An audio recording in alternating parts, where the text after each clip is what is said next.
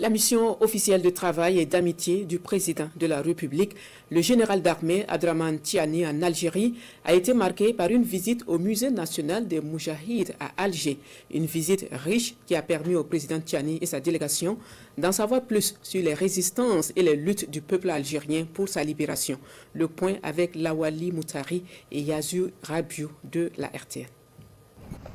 En marge de son séjour en terre algérienne, le président de la République, chef de l'État, le général d'armée Abdrahmane Tiani s'est rendu au sanctuaire du martyr.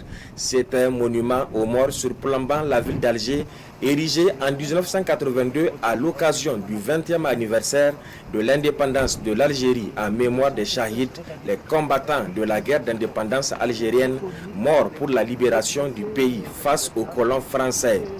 Le président de la République, le général d'armée Abdrahmane Tiani, en présence des autres membres de sa grande délégation, s'est recueilli à la mémoire des martyrs de la glorieuse guerre de libération nationale algérienne.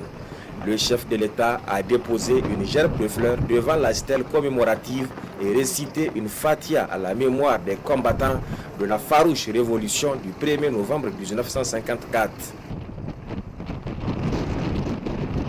Le général d'armée Abdrahmane Tiani a ensuite visité le musée national du Moudjahid, un musée où sont exposées plusieurs œuvres et objets retraçant toutes les résistances opposées aux tentatives du colon français et les héros ayant conduit ces luttes armées. La visite guidée de ce site a été conduite par la conservatrice du dit musée. Il a ainsi reçu des explications exhaustives sur les différentes étapes de l'histoire de l'Algérie, notamment celle de la guerre de libération nationale, mais aussi les moments forts qui ont marqué la résistance farouche algérienne. Le président de la République, chef de l'État, le général d'armée Abdrahmane Tiani, a découvert également lors de cette visite les biens culturels algériens saisis et ou volés par la France colonisatrice. Biens culturels qu'elle a fini par restituer en l'an 2000 au peuple algérien.